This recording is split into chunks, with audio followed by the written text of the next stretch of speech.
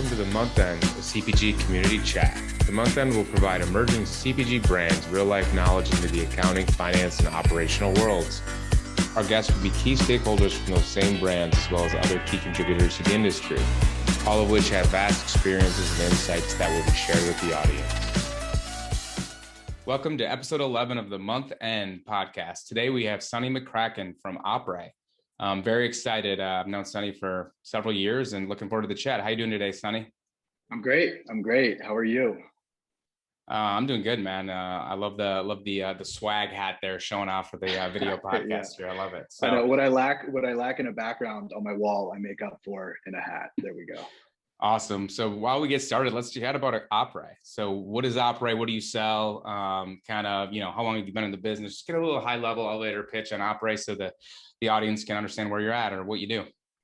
Yeah, for sure. So the whole idea behind Après kind of came up in late 2015, early 2016, when my then girlfriend, now wife, just to show the total progression of everything outside of the business too, came to me. She was looking for a clean and convenient snack to basically refuel her and keep her kind of satiated in the 2 to 3 hours between her workout class and her next meal as she's running back to the office. And at the time, she really had one or two options. She was like, either I'm going to be elbow deep in the office snack cabinet and eat a bunch of junk. And then she's like, why did I work out in the first place?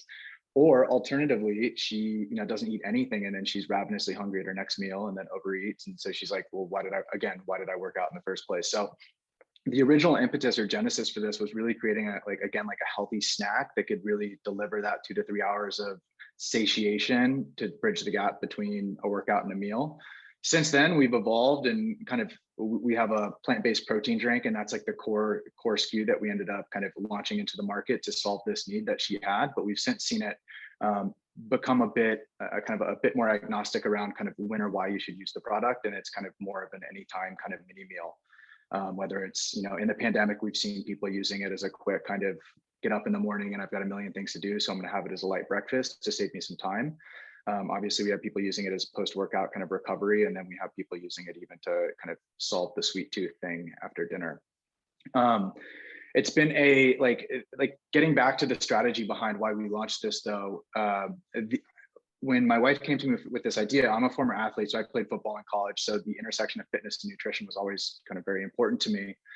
And my response back to her around what she needed was she needed something that had a protein base to it, like something that was more protein forward. And as like a 5'3", 110-pound female, that's more of a lifestyle athlete than a performance athlete. She was very much like, protein, interesting, but I don't want to look like you.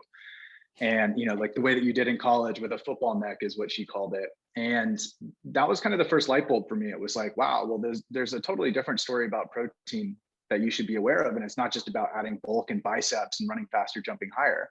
It's crowding out those things that you would otherwise put in your body, giving your body kind of the nutrients it needs to be able to repair and recover as muscles, even if it's a low intensity workout. And she was like, okay, cool. So we ultimately found that there was a lot of people like her looking for these sorts of products, and what was currently out there in the market either had way too much protein and was unapproachable, or it had ingredients that were like, 45 ingredients long, only half of them you could pronounce.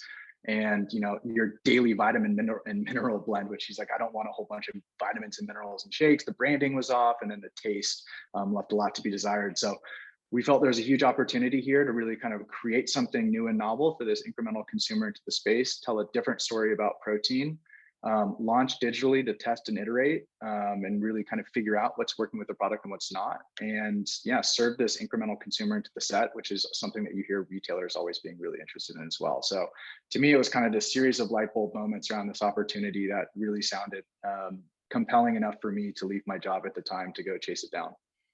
Awesome. Yeah, we love leaving corporate jobs and go chase down the vision. Yeah, for sure. The dream, right? So number one. I will add that I was totally naive and ignorant. Like, I came from management consulting before this, and I thought that this was going to be as simple as like coming up with like a powdered blend, putting it in some water and screwing a cap on it and selling it. And ignorance is bliss, because I don't know that it would have been quite as easy of an opportunity to jump through and kind of, again, leave that corporate job to go do it if I knew how challenging it was going to be. But I'm really glad I did.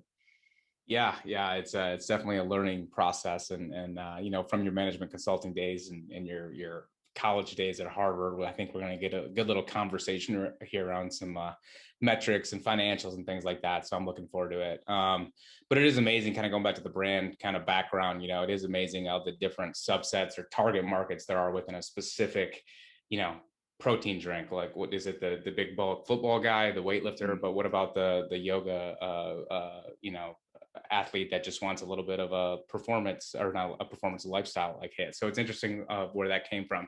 So your role is a CEO. So like, how has that, was that always the case? Is it iterated? Like, what do you do on a day-to-day basis? Yeah, it really changes. We're still in the kind of, we'll call it sub 5 million in revenue right now. So I think we're like, the way that I've heard the founder's role described to me is it kind of morphs and evolves over time. As you start out as a founder, like kind of like this product centric kind of problem solver, then you go to founder slash manager, where you start to bring on a team. And so founder slash manager slash like kind of like chief salesperson, where you're not just selling, potential like customers on your product, but you're selling future team members, you're selling investors. So you have to be the kind of ambassador and evangelist for your product and company. And then eventually you become an executive, right? You become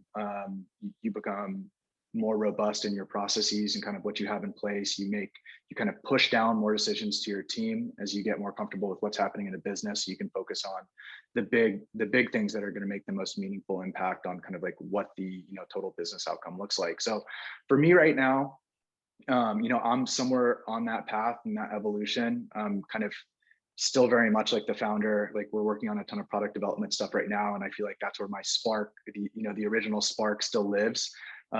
Obviously, we've raised somewhere between $4 and $5 million. So the sales aspect, in terms of kind of painting the vision for what we're going to become, is still super important. But we also have a team of somewhere between 5 and 7 right now, depending on kind of if you count our core team versus extended team, working on this. So putting processes in place so it's not just a fire drill every single day is kind of that next evolution of me as a founder. Yeah, makes a lot of sense from the kind of the evolution and what that looks like. And it's interesting, as you grow up in the organization, it's about hiring good talent and recruiting good talent. And for you and anybody in your space, recruiting talent, you have to sell them to work for Après. Why Après versus, a competitor or somebody else? Additionally, the whole selling investors. I'm sure you haven't counted the number of hours that you've been on, thought about sales pitches, or not sales, thought about investor pitches, talked to them. I bet that's an unlimited number for you. Yeah, totally. And actually, like, huge fan of bootstrapping. Like, obviously, the more of your business you can own at the end of the day, the better. And then just, it forces you, like, what is it? Like, you can unlock the most creativity by putting like very defined constraints on what you're able to do.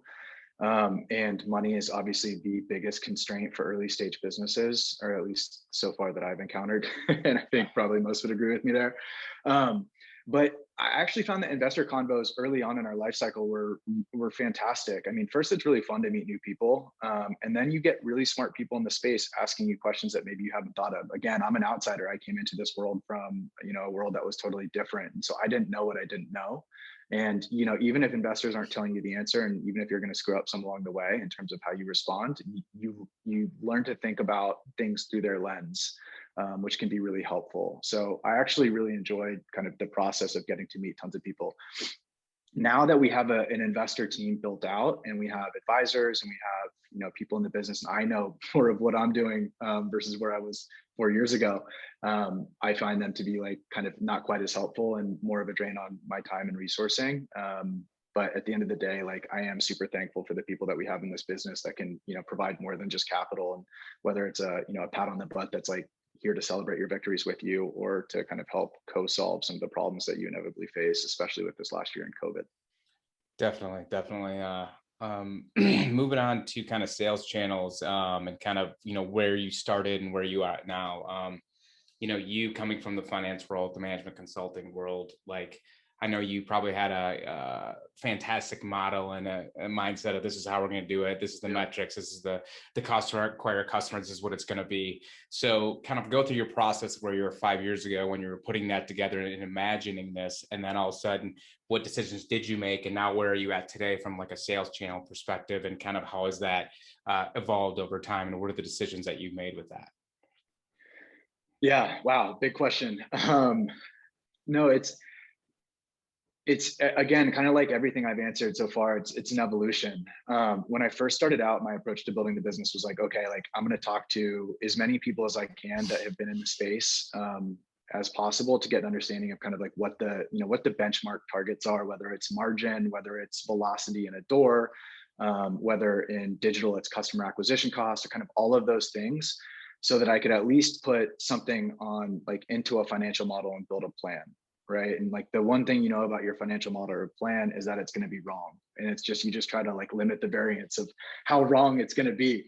And that's exactly what I did. And oh my God, looking back on it, it's so wrong. And I think every single model and projection I've put in place has been like wrong by like, 10% plus, like each direction. Right. So I think as I've gotten better at this, I've been able to kind of narrow it, but it's still like, some channels are going to grow way faster than you expect, and some are going to, take more time. So that's one of the big learnings for me. But coming back to our approach on how we built the business and doing it in a fairly unique way, I think might be informative if there are any other kind of like really earlier pre-launch founders out there listening. But we went digital first. Our whole approach here was we want to focus on this incremental consumer into the space. So we want to focus on younger kind of like customers that are primarily like who you'd find in a boutique fitness studio, right? So not exclusively female, but like more female and people that share those sorts of values. And being able to go digital where you can tell a story around your product and around like why you might need this. And when you're changing habits or creating habits in the first place where they might not currently drink a protein drink because there's never been anything that's spoken to them in the past, and then you can bring them into the brand fold from there. And then you can look at repeat rates, which are super indicative of how well your product's actually working. One thing I learned is that customers, what they do and what they say they'll do are two totally different things. Mm-hmm. So being able to actually test and identify what's working, what's not pretty quickly, to be able to evolve your business before you go into more opaque channels like retail and some of these other things that are out there where it's really hard to tell repeat. You're like, wow, our velocity is killing it here, but are those all new consumers testing the product for the first time? And is there going to be risk that it's going to collapse if we 3 months from now, because maybe the product's not good enough or our packaging isn't working hard enough for us? So all of those sorts of things, being digital first was hugely helpful for us, and being able to create a financial model and a plan that limited the amount of complexity across channels such that we could really focus in on kind of what the data was telling us, what the consumer needs, kind of who and what the consumers were versus what we thought they were going to be and how they're using the product, which could then inform like how we really start to scale this business. Was, I think, a move that I think that we made that was right, looking back retrospectively. Yeah, I think that makes sense, especially if you're targeting more female folks or people to begin with. Like, there's that emotional connection as well, which you can tell a better story emotionally through direct to consumer, through social media and things like that. Back to modeling, did you have 5 years ago, did you model in a pandemic coming into play in 2020? Yeah, very much no. Very much no. And I live in like, I kind of like, one of my tips is like, I live in my model. Like my model is a live document. And I know a lot of other people, especially as you get to a more kind of established business, it's like you lock the model, right? And then you kind of distribute, certain parts out to your team and you roll it up and, you're like, okay, here's our financial plan for 2021. And let's go do it. And for me, because our team is pretty lean and I have a pretty tight kind of understanding of what's happening minute to minute across the business and what we're seeing. And because in retail, especially, there are so many binary decisions that can totally, made by buyers at retailers that can totally swing the business one way or another very, very quickly. I've just made, my approach to date so far has just been to have a live model that I am okay. If like our velocities are faster than we expected, let's go in and update the assumptions and see what that's going to tell us about the next 30, 60, 90, 180 days. And so that obviously informs production planning, all of that. Or if we're coming up short, maybe we have an opportunity to take some of the money for that channel and stick it in another channel to be able to reach the revenue targets. And one of my kind of growth points is, I think a founder is like, it's very easy to like pound the table to your team, like sales, sales, sales, go out and just do it and come back to me once you've hit your numbers. And being more iterative with your team. And again, you have to be iterative with your financial model as well if you're going to be iterative with your team, has just been a huge unlock for the business and my peace of mind, especially in an environment like COVID, where things are changing by a drastic amount in very quick order. Yeah, no, I think it's a good recommendation. We see a lot of clients that, or even just folks in the business that have a model, or they paid somebody $5,000 to put a model together, and they're like, I don't know what the hell this means. I don't know how to update it. What's going on? And it's like, understanding. And I think what I try to tell and advise people is like, get something that works for you, and then get in it, be in there periodically or frequently every Friday or every Wednesday, and like start getting into understanding how things change, how assumptions can change different things. And then it'll become second nature to you to be in there and to do that, whether it's updating the model, whether it's updating your books and records, whether it's reviewing inventory reports or velocity reports. But I think that's the key thing is, at some point you are going to have to do it yourself, or something you can do yourself. You can outsource a lot of things, but having those things at your fingertips that allow you to make decisions and see data in real time and to make those decisions based on that data, it really helps out. And clearly that's kind of where you come from as well. No, and you're it totally helps. right. Like I barely ever go into QuickBooks. I go in there kind of at the end of the month, or if I'm putting in invoices or things like that, but it's all the model. And I totally agree with you. Like if a founder isn't very financially sophisticated, like totally fine, make a simple model. And Correct. and like that's where you start. And the model that we use today from a layout and kind of functional aspect is very, very similar to the first model that we started out with. It's just we've been able to get the assumptions to be tighter. Yep. And so it doesn't, like, I think eventually, when we hire a CFO, we'll probably start the model from scratch and create something that's, more CFO level, CFO worthy. But right now what we have, I mean, like the fact that I trust it, I know it, and I can like tweak it and improve it is like all I need right now. For sure. Good. So then you started out direct to consumer. Now you're in, direct to consumer, Amazon, distribution, club, Studios, direct wholesale, studios, kind of like, just kind of, what is your favorite channel? Like, how do you view channels? Do you look at different metrics by channel? Just kind of give us like your mindset on looking at all those channels, or kind of how you assess each one of them. Yeah. So I think the world that we're living in is very different than the world of 5 or 10 years ago. I think people before were very much like, are you a retail only business, or are you a direct to consumer only business? The world that we're living in now is very much omni, and I think it's the role and responsibility of the brand and the brand customer relationship to reduce the kind of amount of friction in getting the desired goods to the customer in the way in which they want to buy.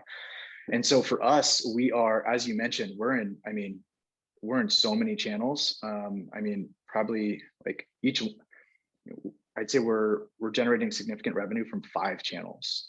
For like a brand at our revenue point, that's a lot of channels to be up and operating. And I wouldn't necessarily recommend being in 5 channels. But the way to think about it is that like, it's a double-edged sword.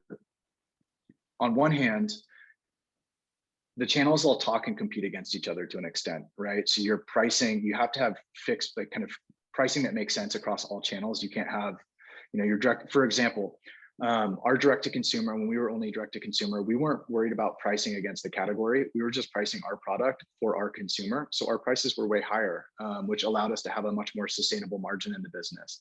But once you start rolling out into retail, the customer expectation is that the best price they're going to get is on your website. But your website is not necessarily the like lowest cost way to get a heavy beverage product out to your customers. So that, and then if you're going to be on Amazon, then Amazon's going to price compete against your website too, and they're going to get better shipping rates than you. So there's a lot of challenges, right? Like they can really, in many ways, channels are competitors, but on the other hand, they do really help each other if you're doing it right. So for us, like we're in almost 500 fitness studios across the country, which is something that's really cool that we built up from scratch as a brand, having these like, one-off cycle, yoga, Pilates studios carry our product. And 30% of our customer acquisition in digital was coming from fitness studios. So it's a profitable way to get the product out into the world and have it sampled and tested and like and like actually make money off of it, and then drive people back to purchase in bulk on your website. Obviously, the same thing's going to start happening with retail too, right? You're going to see, customers potentially stop buying online because their local Whole Foods carries the product or whatever. And so you got to be a little bit more flexible with how you approach the business, and that's like a big challenge, right? Like it's taking your marketing kind of allocation and resources away from just direct response advertising on digital to being a little bit more, having a little bit more faith and a little bit more trust that what you're doing and out in the world is actually going to drive impact across channels where you can't necessarily link it back like you can in digital. Can be a real challenge, but you have to understand that like your strategy has to make sense across all the channels, and then you have to have faith that they're going to work together in a complementary fashion. Mm-hmm. Yeah, that's definitely fair. It is interesting how they kind of interrelate and can be kind of a marketing driver from one channel to the other and back and forth. You mentioned that on your model, you'll be kind of adjusting, sales assumptions based upon actual, and some, channels may not hit sales targets and other channels may go up. How do you handle it and integrate that with inventory, right? So managing inventory on hand, inventory at your warehouses, your 3PL, and then let's say that you need to get more to Amazon. Like, how does that work functionally from your, looking at the model or real time, and how do you kind of process that or execute that for, the team members that are the listeners here that are trying to understand kind of how you can kind of move inventory across different channels and 3PLs and things like that, just so people can kind of understand that? Yeah, for sure. So my first answer to that, like, how do we manage it? I would say imperfectly. It's a real challenge, for sure. I mean, right now we're in the middle of a stock out. We have 4 flavors in market, and our variety pack, which is so basically 5 flavors, right? Because a variety pack's its own flavor, if you will. We're out of stock on like 2 or 3 flavors right now. So, yeah, so it can be really hard to manage. The other thing is you begin to operate in more channels, is that you have different supply chains for each channel too, right? So we have a D2C 3PL that focuses on getting products and customers, but they were certainly not the right provider to service our wholesale customers, like like the Costco's of the world, because they weren't sophisticated enough, and they just basically couldn't be trusted. So now all of a sudden we have product not only at HQ, we have product in DTC warehouses, we have product in wholesale oriented warehouses, and it can be really challenging. You start moving, especially liquid product around, it becomes really expensive and eats into your margin. So the way that we approach it here is we do a revenue build for every single channel, and this is something that we update as frequently as possible. So whether it's D2C, which is, our revenue build's a function of spend plus retention, so acquisition plus retention. Then in fitness studios, it's a function of the number of active doors that we have times the expected velocity of those doors. And then for each, as just 2 examples, and then each of those channels has like a kind of, at first it's just lick your finger and hold it to the wind to try to understand kind of like what your percentage breakdown of volume is going to be across different flavors. But as you start to see trends, then you can inform, okay, this channel actually, our variety pack kills it, but we don't have a variety pack in retail. So mint chocolate, one of our lower, like kind of slower moving flavors, isn't going to do as well. So you just adjust kind of what your expectations are. And the way that I kind of handle it is I actually put the inventory production in the model. So everything feeds into what our inventory needs are going to be. By like the individual bottle itself, or by the flavor.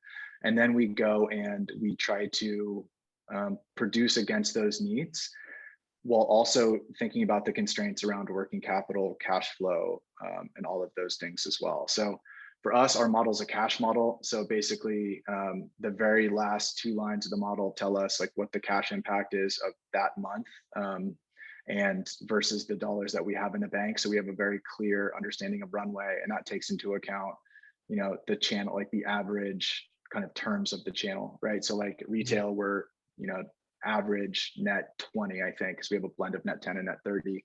DTC, we're, like somewhere closer to like less than 2 weeks. Amazon, we're around 2 weeks. So basically you can have like a very clear understanding of what your inventory needs are, and then what your kind of payback timing is going to be from each of those channels. So you can get like a pretty good kind of prediction on what your cash flow is going to be. And then you can use that to inform how much of each flavor you produce and how long you can afford to float your inventory. I love it. I think you lost a lot of people in this whole conversation, but I'm sorry. you didn't lose I'm me. sorry. No, I think You this get is me deep great. into the model and No, I knew this. This is good need a because map to get back out. yeah, no, this is great. Because I do think like a couple things in that comment. Number one is like understanding that each specific sales channel that you sell in is a different business. It's a different model. It's a different metric analysis, a different reporting mechanism. Like, right, you have to have and understand what is my margins in D2C factoring in freight out, at this 3PL, as well as my, advertising factoring in like, what is my turn on cost to acquire a customer? What's my lifetime value versus looking at Unified Ks of the world? It's a completely different model, right? And it's a completely different inventory situation where you have to give them more inventory or not. And then how do you assess your velocity in that aspect? So just number one, understanding that. Number two, reconciling everything that you're doing to cash. And because this is what it does, right? You need to understand what's your cash cycle, when you're buying inventory, when you have to pay for inventory, when is that money coming in, and then kind of defining that or segmenting that within each specific sales channel as you're discussing, because then you can break out and really get a much more as precise as you can get it, Sonny, right? The model Right. by Exactly. sales Guaranteed channel, to be like, wrong. Hopefully, just less wrong than it was before. correct. It's minimizing risk at the end of the day, right? So basically, then kind of as we reconcile to that, like from a cash flow perspective, right? So then, how are you factoring in cash flow and leveraging cash to buy inventory and to handle that and direct? So clearly, you've kind of went through your model, but then in terms of handling that cash and buying inventory, when are you reordering? How often do you reorder? Kind of things like that in terms of 60 days, 90 days, like on demand. Kind of what's your relationship with your co-man with that, as well as kind of how do you manage that aspect? Yeah, that's again, it's a blend of kind of best guess and like complex financial modeling, right? It's the first thing I'd recommend is that anybody that's kind of in market and has an established sales track record, especially if you have some kind of steady recurring revenue, either from DTC or existing customers that have, you have a really stable business relationship with, I would go find a partner to finance your inventory. So for us, we were financing inventory prior to, finding this partner that we're working with by selling equity in the business, i.e. like raising money in our rounds. And then we would actually have cash out of the business off the balance sheet to our co-man for the product that they produce on our behalf. And then when we're sold down, it comes straight through to us. We're currently working with a partner that basically pays for our inventory for us and then charges us interest on the inventory. And then they basically take a percentage of sales back in. So it's a combination of like kind of DTC financing, AR financing, all of that, and then just general inventory factor financing. So there's that's been huge for us because it's allowed us to order slightly bigger runs and because we have a scale-based pricing relationship with our co-packer, it's allowed us to expand our margins by producing inventory for a kind of longer kind of view out into the future, all at once. And because our product has a pretty long shelf life on it, we're able to do that. Now, the other thing that you should think about when you're running a multi-channel business is kind of like what the shelf life requirements are by channel, right? So for example, retail, because you're selling into a distributor who then sells into a retailer, is going to require, some percentage of your shelf life to be left before you sell them the product. Whereas DTC doesn't. Obviously, you don't want to be selling, product to customers that's about to expire in, weeks or even just like a month or 2 months worth of time. But you can think about shuffling inventory or excess inventory kind of away from one channel and into another, versus like trying to dispose of it or feeling like you're screwed. So I would just also think about that, kind of like having a waterfall of where your inventory goes first versus where it can be pushed out last. Great information. I think I'm going to go back to factoring or leveraging a partner to kind of, debt financing, so to speak, across inventory factoring, PO, AR factoring, DTC factoring, right? Like, again, 5 years ago, these types of partners did not exist. Getting access to capital now and cash flow loans and these types of arrangements are much easier now with the world we live in.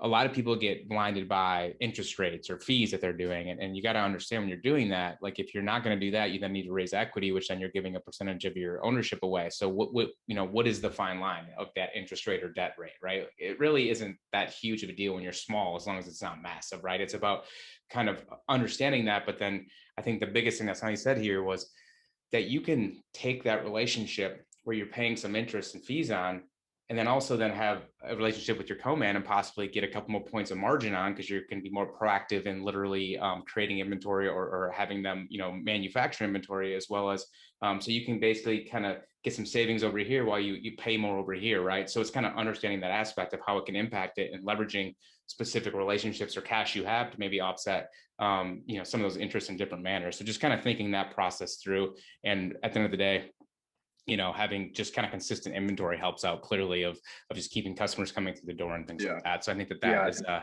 nothing totally nothing ruins a relationship with a customer, whether it's the customer is an individual ordering off your website, or a wholesale customer like a Costco, like not having product when they need it, for sure. So it's huge to make sure that you have that product, but it's expensive to keep more product than you need. So the equation around kind of what makes sense regarding kind of third-party inventory forecasting and just financing, not forecasting, and kind of the needs of the business come down to like the cost of capital, and like how much could you get for how much of the business would you have to give up for that equity, and rather than just having it be a cash kind of like a cash exchange around interest rates, what you can actually save if you produce more, to your point.